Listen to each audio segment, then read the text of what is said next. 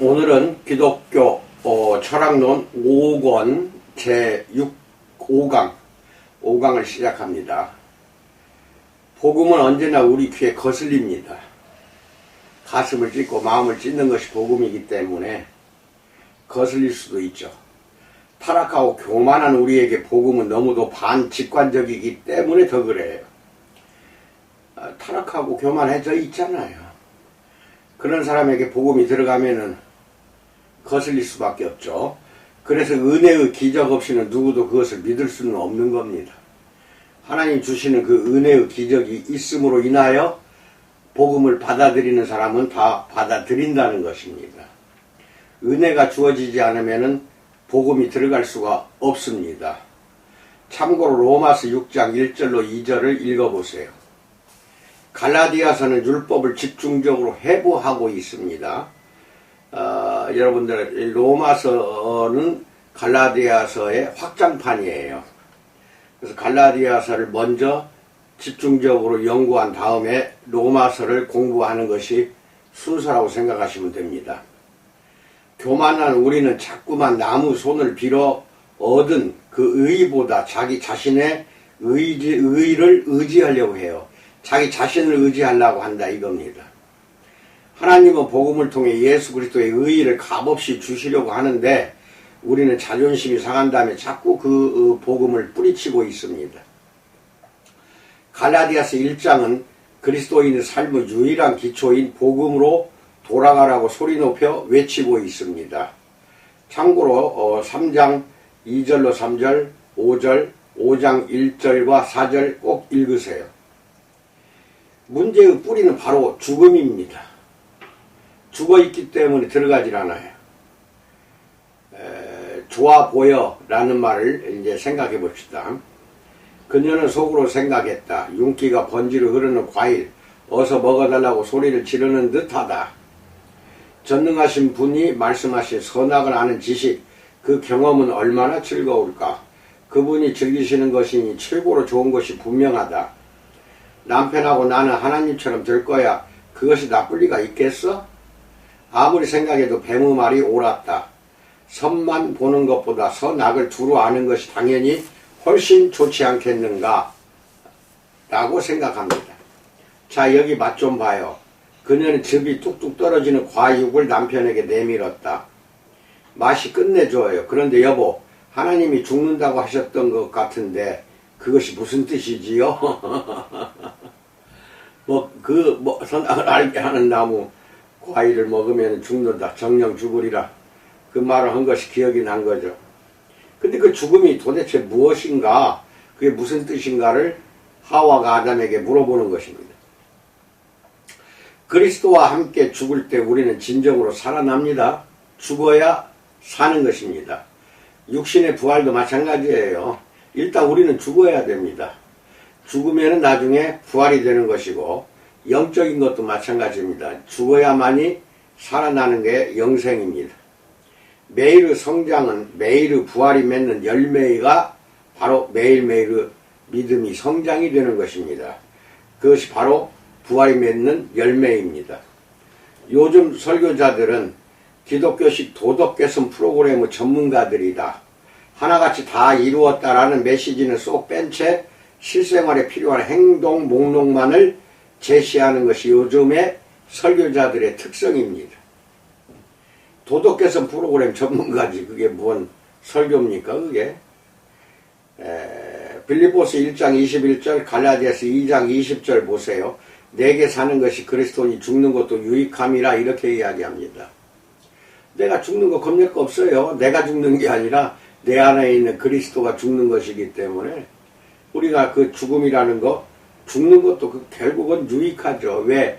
내가 죽고 그리스도가 살아나는 것이기 때문에 그렇습니다. 죄는 우리를 안으로 끌어당기는 반면 복음은 밖으로 끌어당기는 것이 복음이에요. 복음은 자신에게서 눈을 떼고 그 위에 계신 하나님과 곁에 있는 사람들을 바라보라고 말하고 있습니다. 복음은 하나님을 사랑하고 다른 사람을 사랑하게 만듭니다. 이것이 예수 그리스도가 요약해 주신 율법의 정수고 핵심입니다. 예수 그리스도 플러스 영은 에브리싱 모든 것입니다. 에브리싱 빼기 예수 그리스도는 또 영이 되는 겁니다. 이게 예수 그리스도에다 뭘 더하지 않을 때 에브리싱 모든 것이 되고, 또 모든 것에서 예수 그리스도가 빠지면 제로가 된다는 겁니다. 영이 되는 것이니까 잘 알고 계시기 바랍니다. 구원받은 죄인을 복음 안으로 더 깊이 이끄는 것이 하느님의 뜻입니다. 복음은 진리의 바퀴가 돌아가는 축에 더 가깝습니다. 바퀴 살이 아니라 축에 가까운 것이 복음입니다. 죄의 유일한 해독제는 복음입니다. 복음만이 죄를 해독시킬 수가 있어요. 복음은 그리스도인이 하루도 빠짐없이 복용해야 할 약입니다. 날마다 복용해야 돼요. 복음을. 약이기 때문에 우리에게 더 없는 양약이 되기 때문에 복음을 날마다 먹어야 됩니다. 우리는 죄를 떠날 수 없으므로 복음을 결코 또 떠날 수 없습니다. 죄가 떠날 수 없다는 것이 바로 복음을 결코 떠날 수 없다는 뜻입니다. 바울은 복음이 모든 믿는 자에게 구원을 주시는 하나님의 능력이라고 말합니다. 로마서 1장 16절 보세요. 구원을 주신 하나님의 능력, 모든 믿는 자에게, 그게 복음이에요. 복음은 우리가 영화로워질 때까지 계속해서 구원을 주시는 하나님의 능력으로 남아있는 것이 복음입니다. 영화롭게 된다는 것은 천국에 가야 이루어지는 것이기 때문에 그때까지는 계속해서 주시는 능력이에요. 예수 그리스도께 속한 모든 것이 우리의 것입니다. 예수님에 속한 모든 것이. 생명과 경건을 위해 필요한 모든 것이 우리의 것입니다. 요한복음 10장 10절 읽으세요. 그리스도 안에 있으면 우리에게 필요한 모든 것이 이미 우리의 것입니다. 하나님의 인정과 사랑이 영원히 우리의 것입니다. 하나님의 완벽한 용서와 능력이 예수 그리스도 안에서 우리의 것이 된다는 것입니다. 복음은 그리스도 안에 간직된 우리의 참된 정체성을 드러냄으로써 우리를 자유롭게 합니다. 그리스도 안에 간직된 우리의 참된 정체성을 드러냄으로써 자유롭게 해주는 것이 복음이라는 것입니다. 하나님과 내 관계를 결정하는 요인은 나의 과거나 현재가 아니라 그리스도의 과거와 현재가 된다는 것입니다. 이게 하나님과 내 관계를 결정하는 요인은 나하고는 아무 상관없어요. 예수 그리스도 과거와 현재가 있기 때문에 나와 하나님 관계가 결정이 되는 겁니다. 즉 예수님이 가운데서 중보자가 돼서 관계를 맺게 해주는 것이 되기 때문에 예수님 없이는 절대 하나님과 관계 맺을 수가 없습니다. 예수 그리스도 회개 장부는 완벽한 의로만 채워져 있고 우리의 회개 장부는 처음부터 끝까지 악으로만 채워져 있습니다. 우리 죄의 짐을 거두어 들여 예수 그리스도의 어깨에 지우시고 우리 회개 장부를 깨끗하게 해주신 분이 예수님이십니다. 우리의 회개 장부가 악으로 가득 찬 것을 도말하고 깨끗하게 없애주신다는 겁니다. 은혜는 복음의 뿌리고 평강은 복음의 열매입니다. 16쪽 위에입니다. 16쪽. 은혜는 복음의 뿌리가 되는 거고 평강은 우리 복음의 열매로 맺어지는 게 평강이라는 것입니다. 우리는 율법을 떠나서 구원받은 것이 아닙니다. 우리 대신 율법을 완벽하게 지켜주신 예수 그리스도 안에서 구원을 받는 것입니다. 예수 그리스도는 우리가 살 수 없는 삶을 사셨고 우리가 죽어야 마땅한 죽음을 당하셨습니다. 이 모든 일은 오직 은혜로만 이루어졌습니다. 우리의 의로 이루어진 건 아니라는 것입니다. 평강은 우리 안이 아닌 밖에서 이루어진 예수 그리스도의 역사에서 비롯되는 것이 평강입니다. 내 안에서 평강을 찾으려고 할수록 점점 더 미궁에 빠지고 맙니다. 이사야서 32장 17절 읽으세요. 하나님은 성도들의 고난을 통해 그리스도의 고난과 아픔, 고통이 온 세상에 알려지기를 원하십니다. 우리는 그분의 고난에 동참함으로써 그리스도의 충분하심을 증명하고 그분의 존귀함을 세상에 드러내는 것입니다.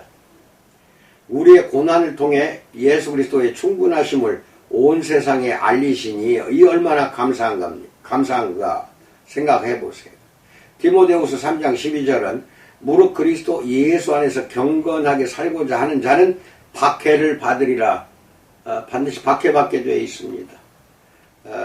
믿지 않는 자들에게 내가 예수 믿는다고 하면 그 사람들 절대 우리에게 가까이 하려고 하지 않습니다. 믿지 않는 사람들, 이런 사람들은 박해를 가하려고 하는 것이죠. 복음의 현재성으로 철저히 돌아가야 합니다. 복음은 우리를 과거로부터와 미래를 위해서만 구원하는 것이 아니라 현재 속에서도 구원해 주는 것이 바로 복음이라는 겁니다. 복음은 현재의 두려움, 현재의 열등감, 현재의 정욕, 탐욕, 이기주의, 교만 등에서 우리를 반드시 구원해 줍니다. 이런 것들은 복음 아니면은 구원받을 수 없습니다. 이걸로부터 이겨낼 수가 없어요. 성화의 심장은 칭의를 먹고 사는 생명입니다. 의롭게 되었다고 하는 거, 이게 칭의입니다. 이게 성화의 심장은 칭의를 먹고 사는 생명이 성화입니다. 거룩하게 사는 삶이라는 겁니다. 의롭게 되지 않으면 성화를 이룰 수가 없어요. 베드로가 물속으로 가라앉기 시작한 것은 예수 그리스도에게서 눈을 떼고 자신이 잘하고 있는지를 생각하면서부터 물속에 가라앉았던 것입니다. 예수 그리스도께서 눈을 떼지 않으면 얼마든지 물 위로 걸어갈 수 있었다는 것입니다. 평강을 찾기 위해 내 마음속을 뒤질수록 평강은 더 멀리 달아나고 맙니다. 평강에 관한 예수 그리스도의 약속을 바라볼수록 평강이 오히려 더 넘쳐납니다. 신앙 성장의 열쇠는 자신에 관해서 잊어버리는 것입니다. 내 자신이 없다고 생각하고 온전히 내 안에는 예수 그리스도만 존재한다. 이렇게 항상 마음을 다잡으시기 바랍니다. 언제나 행위, 즉 우리가 무엇을 하는가 보다 먼저인 것은 정체성입니다. 우리가 누구인가? 이것이 먼저예요. 무엇을 행하는가? 그것은 생각하지 마세요. 우리는 누군가? 나는 누군가? 도대체 나라는 존재는 누군가? 이것을 먼저 우리는 생각해야 됩니다. 하나님의 은혜가 아닌 죄책감에 집착하면 근시안적이고 이기적인 사람이 되고 맙니다. 진정한 신앙 성장은 우리 자신의 노력과 결심이 아닌 예수님과의 연합에서부터 흘러나옵니다. 우리 자신의 노력과 결심으로는 신앙이 성장될 수가 없습니다. 오히려 퇴보되거나 점점 멀어질 수밖에 없습니다. 그러나 예수님과 연합한다면은 이런 일들이 있을 수가 없습니다. 악한 행실의 뿌리는 바로 자기 자신에게 집착하는 것, 이거 죄예요, 죄. 악한 행실의 뿌리는 자기 자신에게 집착하는 것이고 죄가 됩니다. 우리는 하나님의 해방령을 자꾸만 자기개발 프로그램으로 변질시키려고 하는데 절대 이래서는 안 됩니다. 하나님이 다 하시는 거지 우리가 자기개발한다고 해서 여러분이 나는 구원받거나 신앙이 성장되는 거 아닙니다. 악한 행실의 뿌리는 바로 이것이고 그 다음에 복음은 예수 그리스도를 위한 우리의 일이 아니라 우리를 위한 예수 그리스도의 일이 복음이에요. 예수 그리스도를 위해서 우리가 하는 일이 아니에요. 복음은 뭐냐? 우리를 위한 예수 그리스도의 사역이고 일입니다. 우리 자신에게서 눈을 떼서 예수 그리스도의 시선을 고정시키는 것입니다. 율법은 길만 안내할 뿐 열매를 절대로 맺어주지 못합니다. 내 자신이 하는 것이 무슨 열매가 맺어져요? 율법은 죄를 드러내는 힘이 있지만 죄를 제거하는 힘은 절대로 없습니다. 율법은 성화된 삶을 구체적으로 보여주지만 실제로 우리를 성화시키고 있는 것은 복음입니다. 복음이에요. 율법은 복음을 떠나서는 아무 쓸모가 없습니다. 율법은 우리가 해야 할 일을 보여주지만 복음은 하나님이 우리를 위해 어떤 일을 행하셨는지를 선포하는 겁니다. 즉 율법은 우리 편에서 생각하는 것이고 복음은 하나님 편에서 생각하는 것입니다. 율법은 우리를 안내만 하지 오직 복음을 통해서만 우리는 발걸음이 움직인다는 것입니다. 어느 길로 가라고 안내만 하는 것 뿐이에요. 율법은 가는 거, 이건 발걸음을 옮기는 거, 움직이는 거, 이것은 오직 복음밖에 없습니다. 중요한 것은 그 율법에 순종할 힘이 어디에서 오느냐입니다. 성령으로부터 받으셔야 됩니다. 잘 알고 계세요. 존 버녀는 존 달려. 율법은 그렇게 닥달하기만 할 뿐 내게 손이나 발을 주지 않아요. 달리라고만 하지 율법은 나한테 손과 발을 줘야 달릴 거 아닌가요? 근데 손과 발을 주지 않고 그냥 달리기만 하라 하는 것이 율법이라는 것입니다. 복음이 전해주는 소식이 더 좋은 것이고, 복음은 하늘을 날라고 명령은 해요. 명령하면서 무엇을 주냐? 날개를 달아준다는 겁니다. 날아갈 수 있도록 날개를 달아줘요. 이것이 복음이고, 하늘을 날라라 해놓고는 모른 척하는 것, 이것이 바로 율법이에요. 너그러움, 제네러시티는 여기서 gen, gen이라는 어휘가 포함되어 있는데, 젠더, 즉 성을 말하고, 제너레이션은 세대를 말하고, 제너러티비티, 생산성을 말하고, 이 젠의 라틴어 게누스와 그리스어 게노스에서 나온 단어가 이 젠이라는 용어입니다. 제너러시티, 즉 너그러움은 긴밀한 유대에서 비롯된 베품을 의미합니다. 신뢰할 만한 가족을 창출하고, 슬픔과 용서, 너그러운 마음은 내 안에서 아버지의 모습을 키워갈 수 있는 세 가지 방법입니다. 영적인 아버지가 되는 데는 두려움만큼 비어있는 공간이 존재합니다. 거기엔 권력도 성공도 인기도 쉽게 얻는 만족도 있을 수가 없습니다. 없다는 것입니다. 그래서 영적인 아버지가 된다 할 때에는 두려울 만큼 비어있는 공간이 있어야 되고 반드시 존재하는 것입니다. 그리스도의 사역에 대해서 이제부터 알아봅니다. 성경을 우리 스스로 힘만으로 읽고 이해할 수 있다고 생각한다면 그것은 망상에 불과합니다. 우리 스스로 힘만으로 읽고 이해되는 게 성경이 아니에요. 특별계시이기 때문에 하나님이 밝히 드러내주지 않으면, 성령이 드러내주고 조명을 해주지 않으면 우리는 읽지도 못하고 이해도 못하는 것이 성경입니다. 19세기 미국의 한 작은 집단이 교회의 역사적 가르침을 전부 무시하고 그들끼리 성경을 처음부터 공부하기로 작정했습니다. 그들은 자신들의 연구 결과를 기록한 성경 연구 Studies in the Scripture라는 잡지를 발행을 했습니다. 이렇게 하여 여호와의 증인이라는 종파가 생겨난 것입니다. 무시하고 하는 거예요. 교회의 역사적 가르침 전부 다 무시하고, 역사적 교회의 가르침으로부터 분리된 성경 연구는 그릇된 방향으로 나아가는 지름길이 되는 것입니다. 그들은 4세기의 아리우스주의를 재현하는 것이 여호와의 증인이고, 우리도 이런 길로 빠져버리면 안 된다는 것입니다. 우리가 과거 교회의 고투를 얕잡아 본다면 그것은 대단한 교만입니다. 여러분, 교회사는 반드시 배워야 됩니다. 신앙의 선조들이 얼마나 신앙을 위하여 희생을 하고 헌신했던가, 이런 그 역사를 모르면은 우리는 절대적으로 무시하고, 그런 걸 무시하고 성경을 처음부터 공부하기를 작정한 거, 이게 여호와 증인이 된 겁니다. 그리스도의 사역이란 말은 우리와 우리의 구원을 위해서 그분이 이 땅에 와서 행하신 모든 일, 죽음에서 부활하여 하나님 우편에 앉아 계속해서 행하시는 모든 것, 역사의 종국의 영광 가운데 다시 오셔서 행하신 모든 것이 예수 그리스도의 사역입니다.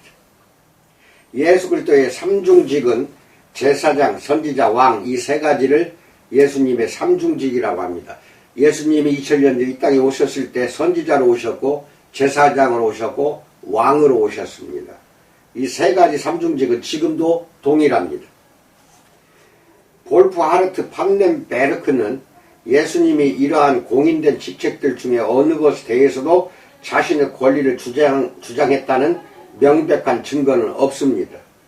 세 가지 직책 중에서 오직 한 직책, 곧 선지자직만이 예수 그리스도의 지상사역의 성격을 어느 정도 적절하게 나타내주고 있다는 겁니다. 선지자의 성격만 드러나고 있기 때문에 증거를 찾기가 어렵다는 것입니다. 히브리서는 예수님을 멜기세덱의 반차를 쫓는 대제사장으로 간주하고 있습니다. 히브리서 5장 6절로 10절, 6장 20절, 10장 18절을 보세요. 부활하신 예수 그리스도의 자신의 중보적 왕국을 통치한다. 왕으로서 자기 자신이 중보하고 있는 그 왕국을 통치한다. 고린도전서 15장 12절로 28절, 에베소서 1장 19절로 23절, 베드로전서 3장 18절로 22절, 계시록 1장 5절, 17절로 18절 읽으세요. 선지자는 궁극적으로 그리스도 자신에게 초점이 맞추어진 하나님의 말씀을 전해주고, 제사장직은 자신을 대속의 제물로 하나님께 바쳐요. 우리 대신 제사를 지낸 거예요. 본인의 모든 것을 다 바쳐서 제사를 지낸 거, 대속이죠. 왕은 부활하신 주로서 우리 자신의 교회와 세계를 다스리는 것이 왕직이에요. 그래서 예수님의 이 삼중직에 대해서는 잘 알고 계시기 바랍니다. 칼빈은 참 하나님이면서 동시에 참 인간인 분만이 우리를 대신해서 하나님께 복종할 수 있습니다. 참 하나님, 참 인간 둘 중에 하나만 가지고는 하나님께 우리를 대신해서 복종할 수가 없다는 겁니다. 따라서 우리 주님은 아담을 대신하여 성부에게 순종하고 우리의 육체를 하나님의 의로운 심판을 만족시키기 위한 값으로 바치며, 그 동일한 육체를 우리가 받아야 할 죄값을 지불하기 위하여 참 인간으로 오셔서 아담의 존재와 이름을 취하였습니다. 오직 하나님만으로는 죽음을 느낄 수 없고 오직 인간만으로는 죽음을 정복할 수가 없으므로 그분은 인성과 신성을 함께 가지심으로 한쪽 본성의 약함을 죽음에 복종시키고 죄를 속해 주셨던 겁니다. 또한 다른 본성의 능력으로는 죽음과 투쟁함으로써 부활하여 우리를 위해 승리하셨던 것입니다. 그래서 참 하나님, 참 인간 두 가지 성품이 지니지 않고 이 땅에 오셨다면 구원자가 안 되는 겁니다. 우리의 구원자가 안 돼요. 인성이 죄에 대한 하나님의 진노를 견뎌낼 수 있기 위해 신성의 능력이 요구되었던 것입니다. 완전한 인간이 아닌 그리스도가 인간의 구원자가 될 수 없는 것은, 즉 완전한 인간이 되어야만 그렇게 될 수가 있습니다. 신이 아닌 그리스도가 하나님의 참된 계시가 되지 못하는 것과 마찬가지입니다. 그리스도의 본성이 그분이 할 수 있는 일을, 즉 사역을 결정하는 것이 예수님의 본성이라는 것입니다. 여기까지 하겠습니다. 그러면은 17쪽을 했고요. 내일은 18쪽입니다. 미리 말합니다. 제가 설명하는 거 이 책을 안 보고도 이해가 되면은 볼 필요는 없지만 제 강의를 다 귀로 듣고 난 뒤에 반드시 이 책은 읽어야 됩니다.